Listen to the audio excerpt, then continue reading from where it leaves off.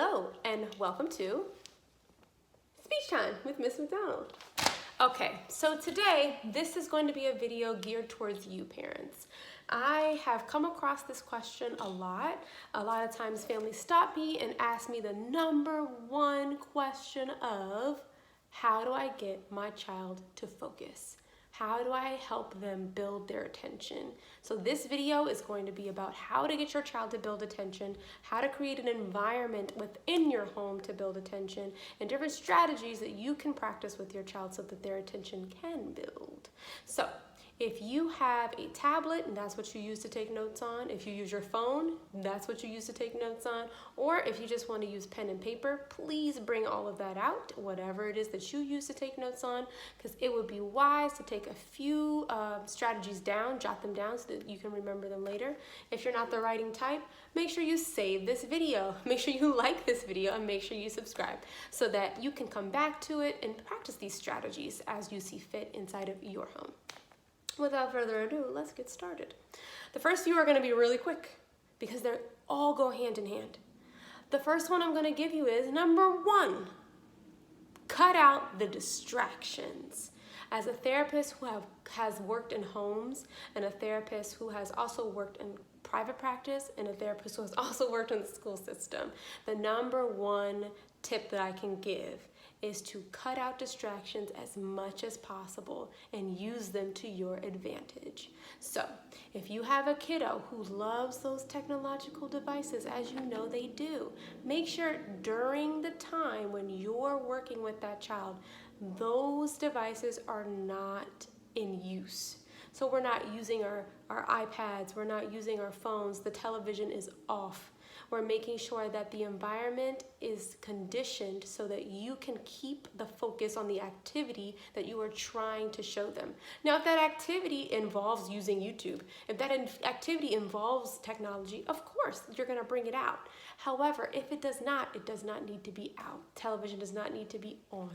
The music does not need to be playing, because if you already have a child who has difficulty processing everything around them and a task that you're trying to get them to follow, too much ambient sound around them, too much information for them to have to process, plus the task at hand will only make it harder. And what you're gonna end up finding is you're fussing at that child more, or you're getting frustrated because they're getting frustrated because they're not picking up on it, and it might just be too much going on around them. Now, this is not an easy task, I understand, because many of us have pets, and we have other siblings, and we have many outside environmental sounds going around, but as much as you can, try to find a space within the home that has no distractions, which leads me to number two. The space. This is also a difficult one because we all live in different environments, and trying to find the space that works for you to build the most attention with your child is difficult. What I like to do is to find, especially when I was working inside of my clients' homes, find a space within the home that's typically faced away from a television, because that can be distracting. A lot of times we would find a nook in the house. So if you look right behind me, this is the corner. It's a little nook. We would just put a little nook together. I would have them face me, and we would work inside of this little area, and this would be our learning nook. Make it fun. Put some pillows there. Make a sign. Put it on the wall and put learning nook. Make this a space where they know this is where I go to learn. This is not putting your kid in a corner. This is not a place for timeout. This is only a place where they go to learn, where they're going to have focused attention. You could put a desk here. You could put, you can make a tent, put it on the wall, whatever it is that you think would help your child focus and focus in on a task is what I would like you to do. I would definitely make sure this nook is not in a high traffic area. So if you don't want to put it in the middle of a living room, you don't want to put it in the middle of a place where you know family members are constantly walking up and down, maybe big sis is on the phone, maybe someone's looking at Instagram videos, you want to make sure that this is a space that doesn't have as much traffic in your home so that your child can focus and make it fun. Of course, you want them to look at education and look at learning time as something fun to do. So creating that environment and finding that space in your house is key. Again, I like to put it, you know, right inside of a nook like this, on the corner, something like that. But if you don't have a space like that, I've had families build a tent inside of the house, putting up sheets over a couch and saying, you know, right now this is going to be speech time. Right now this is learning time. And they get inside the tent and they just practice whatever skill set that they're working on that day. But make sure you're building that environment with no distractions. 1, no TV, no phones, none of that going on. 2, finding that space and declaring that this is where we learn, this is where we work, this is the space where we're going to have focused attention on a task that I'm showing you, and build up to that. Now, number 3, I want you to help to structure your child's environment. What does that mean? What does that look like? It's hard if you have not been working with your child in a way where every day we work on math concepts. Every day we work on speech time. If they don't have any structure for this, it's very difficult for you to say, okay, well now here's your nook, here's what we're gonna learn, and this is what we're gonna do. Let them know, okay, today's schedule is, we're going to do this, this, this, and this. And at 1 o'clock, it's learning time. And this is where we're going to be. Giving your child a framework and a structure so that they know at a certain point in the day, this is going to be a task that they have to complete, will help them to get their mind in the right frame of mind to even pay attention. It's very difficult if you're pulling your child away from something that they really want to do. And then you're saying, okay, now it's time to learn, and they've had no type of warning, or they didn't know that it was going to be happening. That's going to cause that friction and that back and forth, and it's going to help them. It's not going to help them to attend already. So you want to put them in the mindset to learn already by saying, you know, after lunch, this is when we're going to do this, and we're going to do this for this amount of time. You can even structure it by putting a time limit on it, because we know our kids get burnt out. So making sure we were saying, okay, we're gonna focus on this task for 30 minutes, this task for 30 minutes, and this task for 30 minutes. Put some time structures and time limits on it so that they know it starts and it ends. Because they're gonna feel like, oh, I don't know when this is going to stop. And that's when that frustration starts, and they're not ready to even attend or focus if they're just thinking, I'm not gonna be able to get to what I wanna get to. I'm not gonna be able to play because I have to do all this work. Make sure that they understand, 1, there's going to be no distraction during this time. 2, that this is going to be the space that we're learning.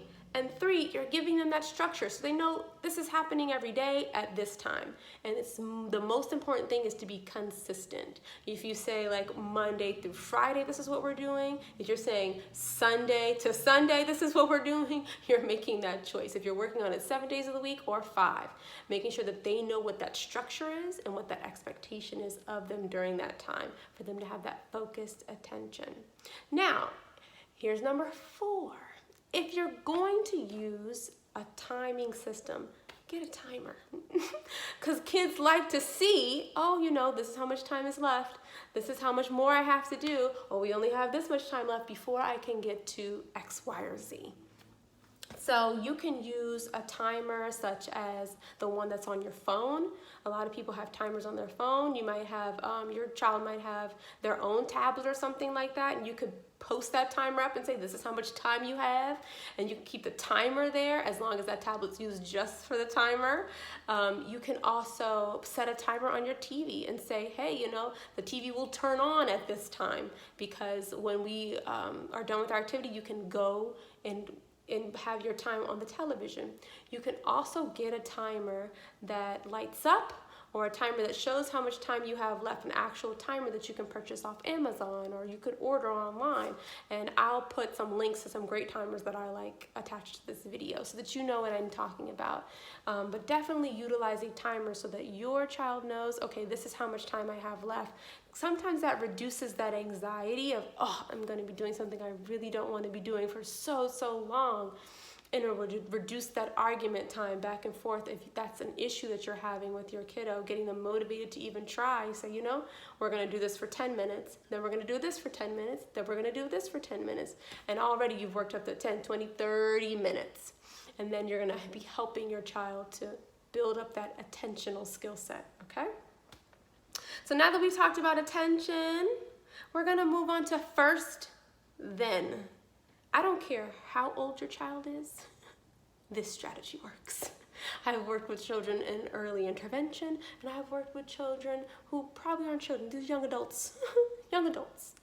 First, then is the framework that they understand. First, I need you to do this, then you get this. For our little ones, it's not easy for them to process that language as much. So a lot of times what we can do is build a picture image of what we're going to do first, and then this is what you get because you've completed it. So it looks something like this. A first then chart. Oh, this will help you.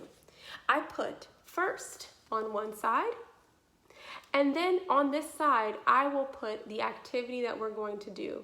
If that is, we're going to practice articulation.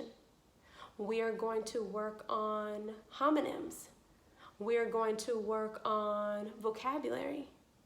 Then you get a 10-minute break and they get to choose what their break is. That is very important. Give your child choices. That way they have and feel some type of control over the situation. First, when I get this activity done, then I can go play on my Nintendo Switch for 10 minutes. And that's when that timer comes into play, 10 minutes. First, when I get this activity done, then I can watch 3 YouTube videos because each one will be a total of 10 minutes. Making sure that you're telling your child, first get this done, then this has to be completed is key because they need that understanding of, oh, okay, I know once something is completed, then I get to have that reward that I'm looking for. This will help to build their attention, especially if you're having that back and forth bickering about even getting started. You want to show them that, okay, I understand that you're having some difficulty getting started with me, so here's what we're going to do. First, I need you to come sit down. Then you can have 5 minutes looking at your favorite video. Next, what I want you to do is work on these 3 math problems with me.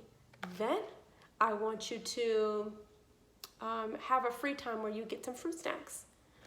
First, we're going to finish this 20-minute activity. Then you get a 10-minute break. Do you see how it builds up? First, you're just asking them to do something simple like sit down. Then you can have a little bit of time to yourself. Next, you want them to do something like, I want you to at least attend to this 5 problems, 5-word problems, 3-word problems. Then you can get maybe a snack. Next, we're going to do something where you're going to have to attend for 30 minutes. And then you get an even longer break because you've attended for even longer. This is a way for you to build your child's attention. First do this, then this.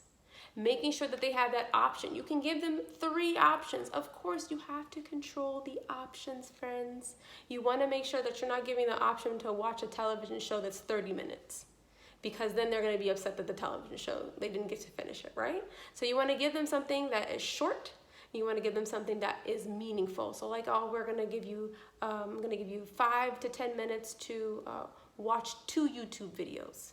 I'm going to give you 5 to 10 minutes to go kick around the ball. I'm going to give you 5 or 10 minutes to have this snack. Give them the options for what they want to choose. So you're going to say, these are your 3 options of what you can do, and let them choose which one they want. Is it snack? Is it Nintendo Switch time? Or is it YouTube videos? Which one? And then they can put that here. Okay? You're telling them first, then, first, then, first, then. And here's some images of what that looks like. For me, I would say, okay, we're going to work, and then you can have bubbles. Okay, you can work, and then, ooh, one of my favorites, let's listen to some music. Okay, we're gonna work, and then you can go play with the ball. or pick a toy that you want, giving them options. Now, you don't have to make these pretty pictures that I did or that I have here. You can just print something off of the internet. If you don't have the ability to print, no problem. Write it down. Get some pen and paper. First, then, draw it out. Draw what we're going to be doing, and you can write the word reading time with a book. And then on the other side, you can write the 3 options that they get to choose from, and they can circle the option that they want. These are all strategies so that your child can even just get in the mindset of learning and then work towards building up that attention. Without these small steps and these little things, it's hard to get your children to focus at all. First steps first, we know that we have to find that correct environment, just like we talked about earlier. No distractions, finding your space, structure the time, that timer piece, making sure we're using first then, okay? All of these are strategies that you can use to help your child build attention and even be ready for learning. Once we're in there, once we have them, and once they're actually participating, sometimes our kids get a little fidgety, okay? Something that you can do to help them when they're super fidgety is simple strategies or simple things that they can do with their hands. Now, I like to give my kids things that they can feel or touch. That's not going to be too distracting, but something that is going to help them focus. So you can give them something like a fidget toy. That would be, they used to have those spinners. Oh, those things were annoying to me. But if it helps your child to attend, they can use one of those spinners. You can also have your child play with putty. I also like this substance, dun, dun, dun, dun, kinetic sand. If it's not too much of a distraction and they can still work with you, have them just make a ball out of kinetic sand. If it helps them to just roll it up as you're working on vocabulary skills with them, practicing articulation sounds, practicing rote counting and numbers, just have them make a ball and squeeze it. Make a ball and squeeze it. You can do this same activity with Play-Doh. Something they can do with their hands to keep them focused, to keep their bodies from moving and wiggling all around, because we know our kiddos get the wiggles after a while. So I hope these strategies have helped. We definitely have covered a wide range of area. I want to make sure that you don't feel overwhelmed. I know we're all trying to do our best to provide environments for our kids to learn. And here are just a few strategies. I'll list them one more time, and then we'll be done. So you can go practice it yourself. Practice it yourself. Let's go. 1, find a space. Find a space with no distractions. Find a space with no distractions with structured time. Find a space where you're going to have the opportunity to really engage your child, okay? That was like 5, 6, and 7, so let me go back to number 1. Number 1, no distractions. No distractions at all. Making sure we're turning that television off, making sure that we are putting the tablets away, making sure the music is off, making sure they're not in a high traffic area. Number 1, no distractions. Number 2, finding that space. Maybe they're in the nook. Maybe they're in a tent that you made. Maybe they like to work under the bed. Maybe it's really helpful if they only work at the kitchen table. Number 2, making sure you're finding that right space. Number 3, structure that time. Make sure your time is structured for the kiddo, okay? 10 minutes, 20 minutes, 30 minutes, 5 minutes. A lot of times our kids don't have a concept of time, so we can use a timer. Give them that timer, help them understand, help them know when the timer goes off, then you get to, okay? So we're using that timer, but we're also using first then. We're using some type of first then board, especially for our young ones, even though all people really benefit from this first then, I'm telling you. First then, first do this, then you get this. Making sure to give your child choices and options. You can have fruit snacks, you can have time with Nintendo Switch, you can listen to your favorite jams. Whatever that may be, give them some choices, first then. And last, fidget. Give them something to fidget with. I choose something sensory, Sometimes it's as simple as putting a rubber band around their wrist and allowing them to snap it. Helping them to just focus and attend, okay? I hope these strategies have been helpful. I will list them. I will also list some great timers that you can look into, and maybe even some fidget toys if I can find them. If you liked this video, make sure you like it and subscribe. And I hope that it was helpful. Please feel free to let me know how helpful it was by leaving a comment. A happy, positive comment, okay? Let me know if it was successful. Please give me feedback if it was successful, if it helped. Let me know. I hope you're having a great day and continue to have a wonderful day. That's it for me. I'll check you next time. Bye.